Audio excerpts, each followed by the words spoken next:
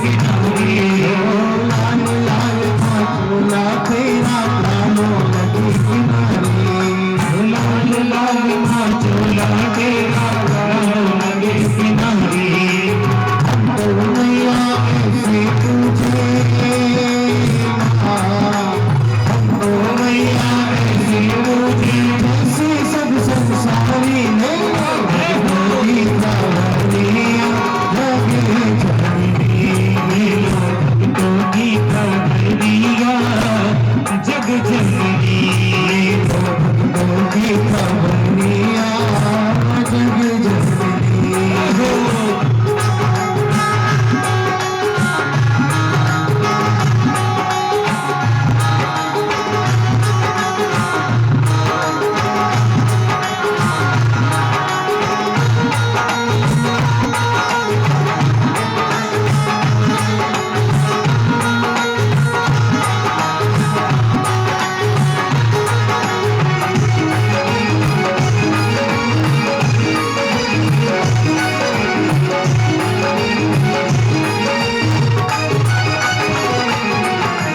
सिंहासन पर बैठी मैया जिसकी सेव सवारी सिंहासन पर बैठी मैया जिसकी सेव सवारी जिसकी सेव सवारी हो मैया जिसकी सेव सवारी जिसकी सेव सवारी हो मैया जिसकी सेव सवारी सिंहासन पर बैठी मैया जिसकी सेव सवारी सिंहासन पर बैठी मैया जिसकी सेव सवारी आगे पीछे लाखों भैरवा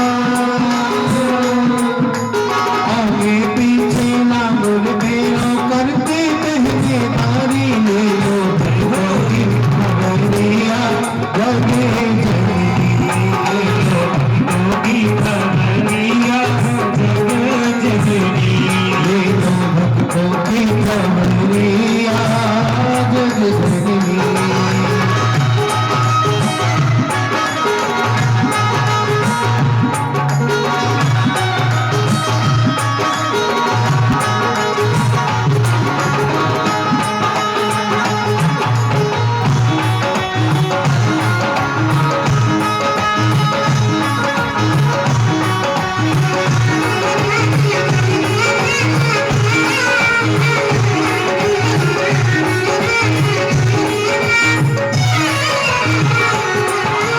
चोला चंदन और अगर माता अंग लगाए चोला चंदन और अगर माता अंग लगाए चोला चंदन और अगर माता अंग लगाए चोला चंदन और अगर माता अंग लगाए माता अंग लगाए रे भगत माता अंग लगाए माता अंग लगाए रे भगत माता अंग लगाए हाँ माता अंग लगाए रे भगत माता अंग लगाए माता अंग लगाए रे भगत माता अंग लगाए सिर सोने का छत्र विराजे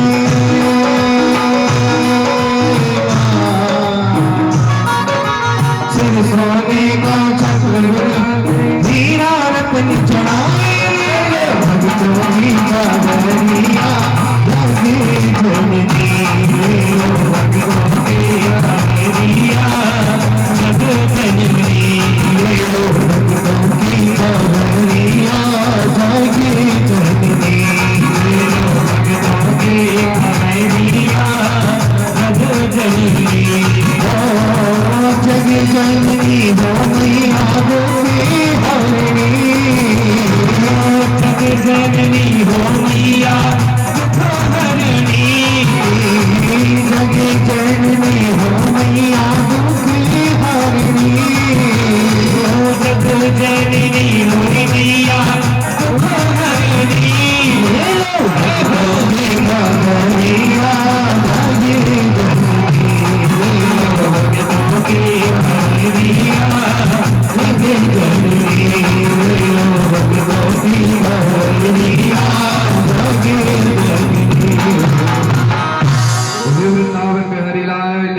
जय ले लो भगतों की खबरिया जग जननी।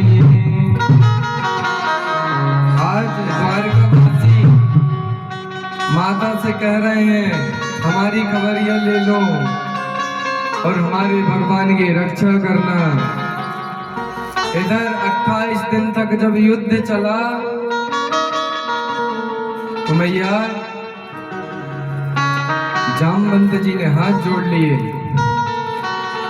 कहने लगे आप हो ना हो मेरे त्रेता के राम जी हैं, क्योंकि इस धरा धाम में किसी की इतनी क्षमता नहीं कि मेरे से युद्ध कर ले और इतने दिन तक मेरे सामने टिका रहे। आपको एक खरोंच तक नहीं आई और मेरे शरीर की एक एक गांठ टूट गई। और अगर आप वही त्रेता के मेरे राम हैं तो मुझे अपने दर्शन करा दो। आज हमारे द्वारकाधीश जी मुस्कुराए हैं और आज वही तपस्वी कबीर अकेले दर्शन नहीं दिए, सीता जी लक्ष्मण जी तीनों एक साथ प्रकट हो गए और आज वही त्रेता के राम जामवंत जी के सामने खड़े हुए हैं। जामवंत जी ने हाथ जोड़ लिए कि मुझसे जाने अनजाने में बहुत बड़ा पाप हो गया है। आज भगवान को अपने आप को समर्पण कर दिए हैं। कहने लगे क्षमा याचना मांगने लगे, जाने तुम सर्वभूताना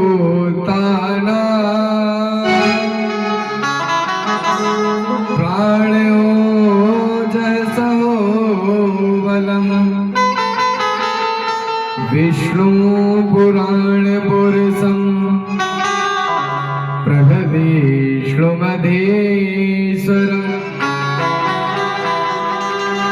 जाने तुम सर्वभूतानाम, आप जाने अनजाने मुझसे बहुत बड़ी गलती हो गई है। आप मेरे वही श्री राम हैं और आज कहते हैं आप मणि की बात करते हो प्रभु। आप मेरी पुत्री भी ले जाओ, क्यों? मैं मणि अकेले आपको नहीं दे सकता।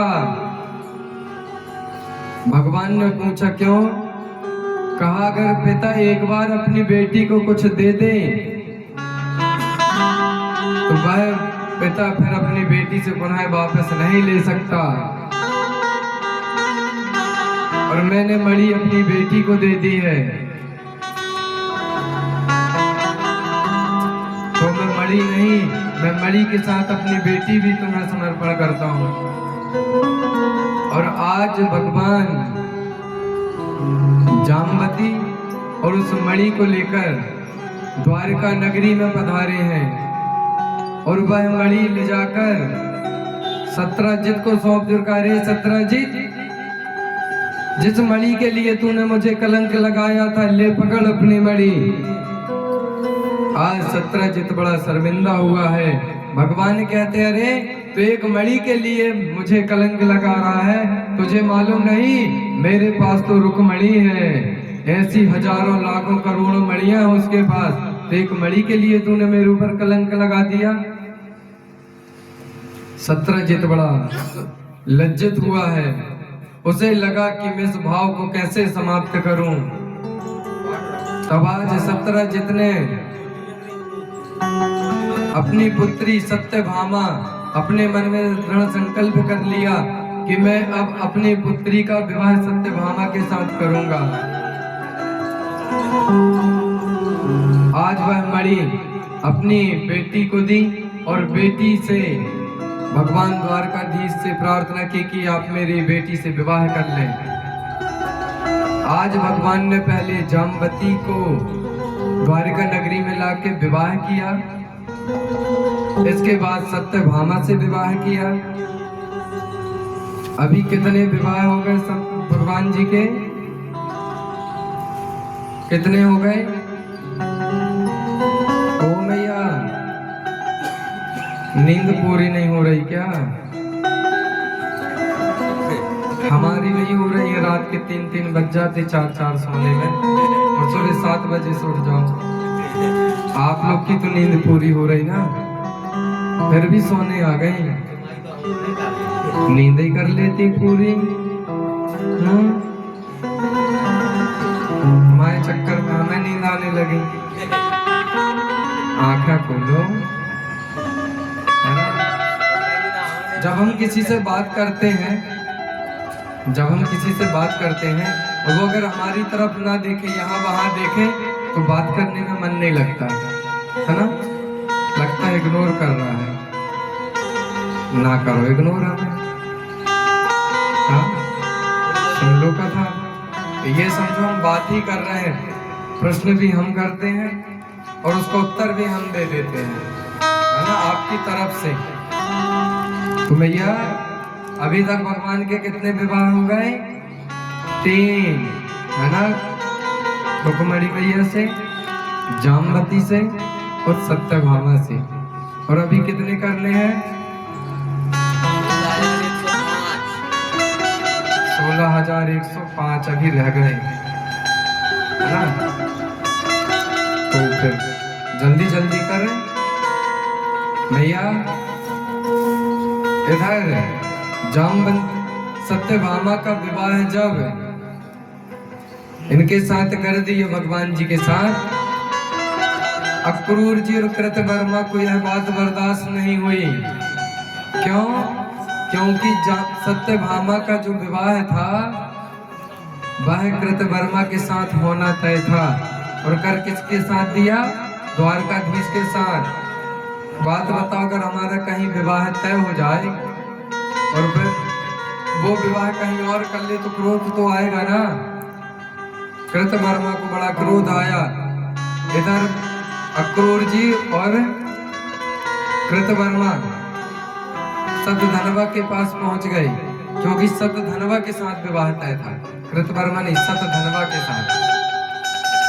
तो ये अक्रूर जी और कृतवर्मा सतधनवा के पास पहुंचे और जाके भड़काने लगे। अरे सत्यजित ने अपनी पुत्री का विवाह तेरे साथ करना तय किया था, देख किसी और के साथ कर दिया। सतधनवा कहता है तो क्या करूं, अब बताओ। द्वारकाधीश से तो लड़ नहीं सकता। कहा द्वारकाधीश से नहीं लड़ सकता ना, सत्यजित से तो लड़ सकता है। आज भड़काया है तो सतधनवा ने जाकर सत्यजित को मारने का प्रयत्न किया। क्यों? क्योंकि इनने कह दिया था कि सत्यजित के पास मणि है। उन्हें ये पता नहीं था कि मणि और सत्यभामा दोनों द्वारकाधीश को दे दिए। लेकिन द्वारकाधीश ने मणि नहीं ली भैया। जब सत्यजित ने मणि दी भगवान को जामवंती के साथ, सत्यभामा के साथ, तो भगवान ने सत्यभामा से विवाह तो किया लेकिन मणि नहीं रखी। मणि अपने सत्यजित को ही वापस कर दी कि भाई ये मणि मुझे नहीं चाहिए। ये मणि की कथा बहुत लंबी है भैया। वो मणि आज भी कलयुग में है, बताऊंगा कहाँ है। भारत को सोने की चिड़िया कहा जाता है ना, कहते थे, अब नहीं। तो बताऊंगा अभी मणि है कहाँ भैया। सतधनवा गया, सत्यजित से युद्ध किया, धोखे से सत्यजित को मारा और मणि लेके भाग गया। इधर कन्हैया उस समय द्वारका से हस्तिनापुर आए हुए थे। सत्यभामा को जब पता चला कि मेरे पिताजी को सतधनवा ने मार दिया है और मणि छीनकर भाग गया, तो आज सत्यभामा अपने पिता को तेल के उसमें डालकर हस्तिनापुर भगवान के पास पहुंच जाती, कहती है कि तुम्हारे ससुर जी को सतधनवा ने मार डाला और मणि छीनकर भाग गया। भगवान ने एक साधारण पुरुष की तरह विलाप किया है और कह दिया कि सतधनवा को मैं छोड़ूंगा नहीं, और हस्तिनापुर से द्वारिका चले आए। इधर जब सतधनवा को मालूम चला कि द्वारकाधीश मुझे मारने आ रहे हैं, तब सतधनवा वह मणि अक्रूर जी को सौंपकर अपने प्राण बचाने भागता है, लेकिन भगवान से कोई बच नहीं सकता। भगवान ने सुदर्शन चक्र चलाया, सतधनवा का नारायण हरि किया, जाके पास में देखा तो मणि मिली नहीं। तो भगवान कहते मैंने सतधनवा को व्यर्थ ही मार दिया, मणि तो किसी और के पास है। भगवान ने कहा मुझे कुछ समय शांत हो जाना चाहिए, क्योंकि अगर किसी के पास मणि होगी तो वो अपने आप सामने आ जाएगी। क्यों? क्योंकि वह प्रतिदिन 8 बार सोना देती है। जब वह प्रतिदिन 8 बार सोना देती है मैया, तो धीरे धीरे जिसके पास होगी वो अपनाने लगेगा। अधिक पैसा अगर किसी के पास आ जाए तो गर्मी आ जाती, नहीं आ जाती। वह मणि अक्रूर जी के पास थी। अक्रूर जी उस मणि को लेकर बनारस चले आए। कहते हैं अगर मैं द्वारिका में रहूंगा तो द्वारका कृष्ण कन्हैया छीन लेगा, तो उस मणि को लेकर बनारस आ गए। कुछ दिन तक सोना लुका लुका के छुपा छुपा के रखते रहे, लेकिन अधिक हो गया तो वह अक्रूर जी दान करने लगे। जब इन्होंने स्वर्ण दान करना आरंभ कर दिया अक्रूर जी ने, वह खबर धीरे धीरे द्वारकाधीश के पास पहुंची। भगवान द्वारका से बनारस चले आए और चाचा से कहा, अरे अक्रूर चाचा जी, मुझे भली भांति अवगत है कि मणि तुम्हारे पास है,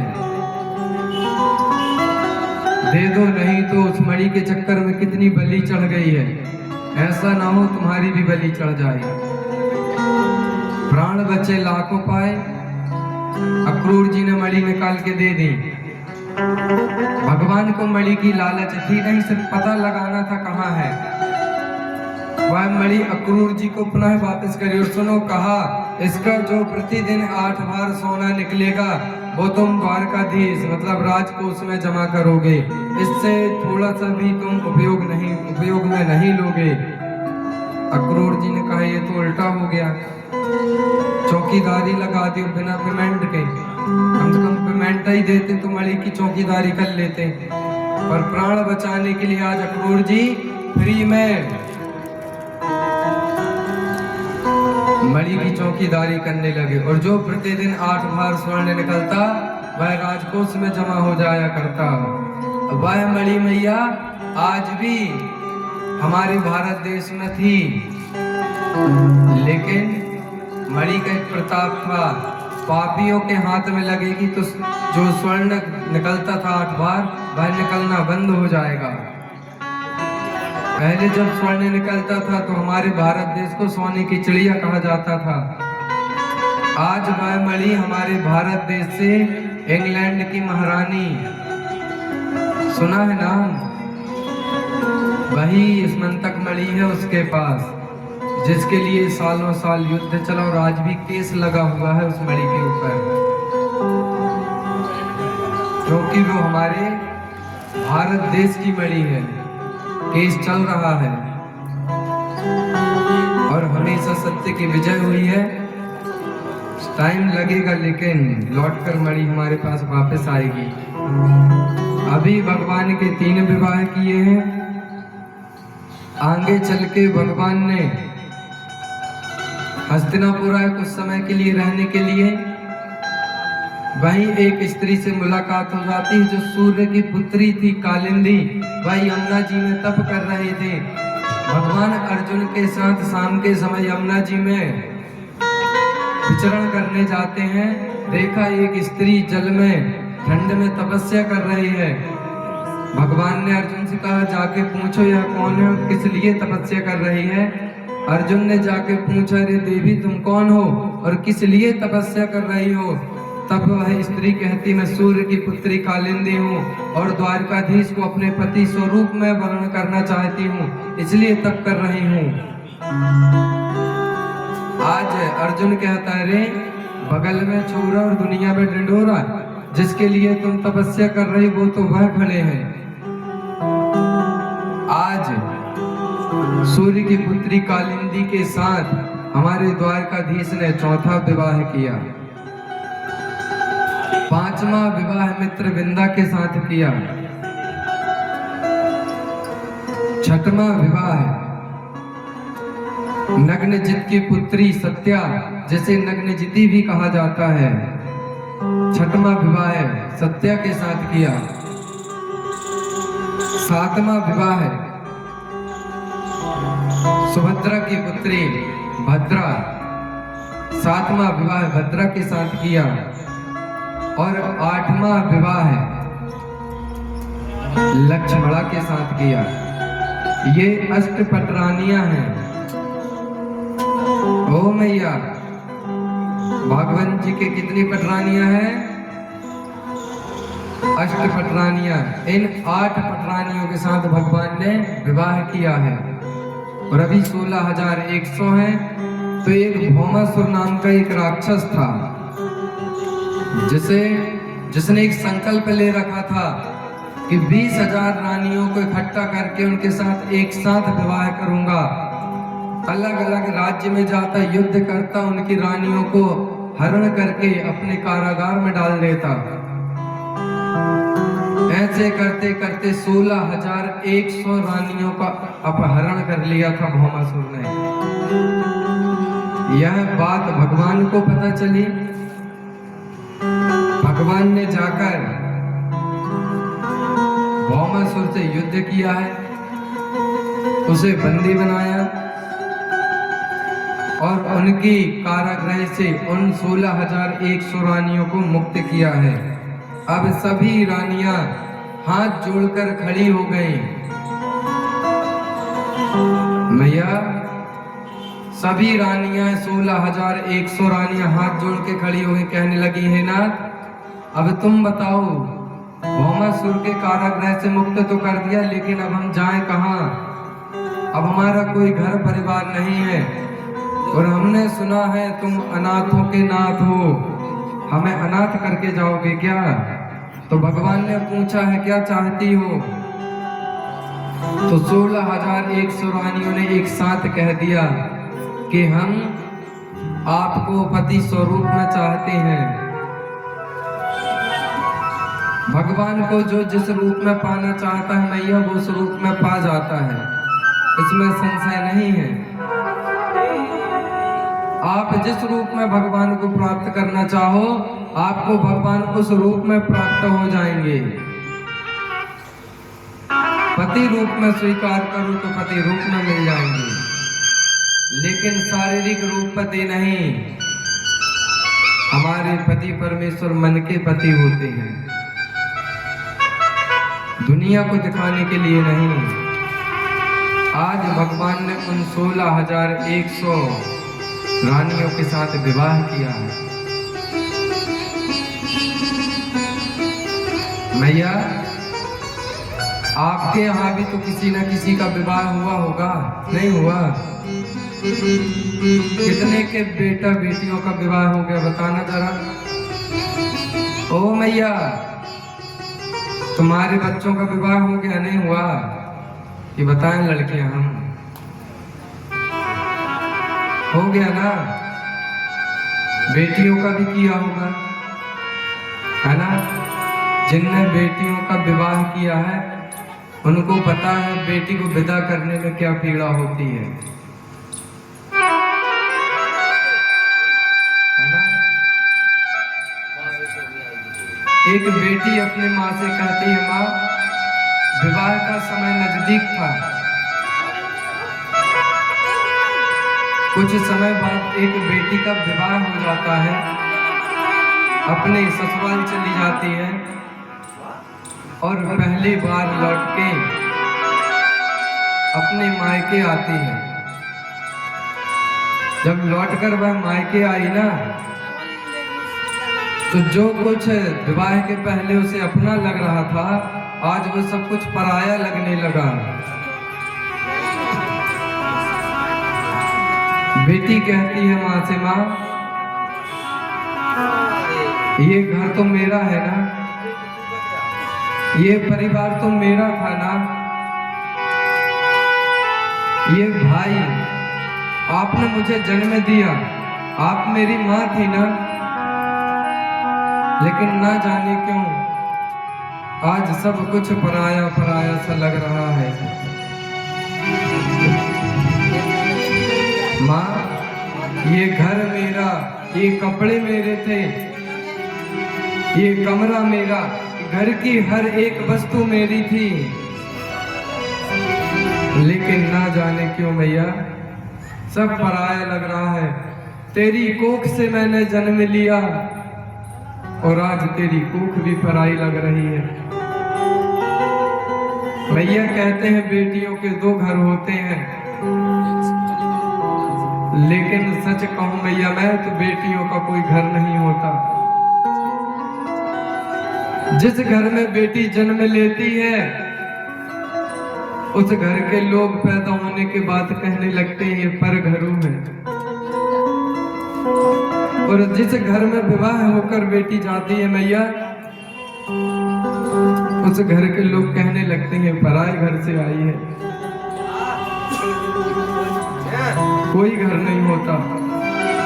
जन्म से लेके मरण तक बेटियों के लिए कोई घर नहीं बनाया भगवान कि जिसे वो कह सके कि ये मेरा घर है। हर काहे को ब्याही विदेश लकी बाबुल मोरे बहने काहे को ब्याही विदेश लकी बाबुल मोरे काहे को ब्याही विदेश काहे को ब्याही